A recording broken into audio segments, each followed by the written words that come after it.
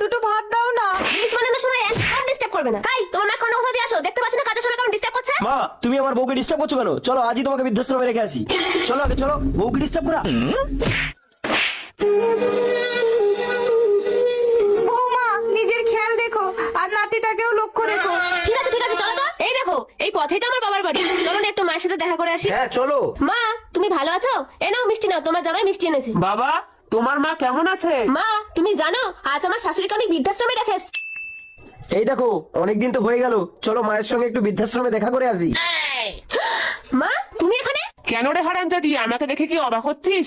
আমিও তো তোর শাশুড়ির মতো বৃদ্ধাশ্রমে থাকার বয়স পেয়ে গেছি মা। তোমাকে বলি বাবা, সবসময় বউয়ের আবদার পূরণ করতে নেই। আমি নই না শয়তানের জন্ম দিয়েছি, তোমার মাও কি শয়তানের জন্ম দিয়েছে?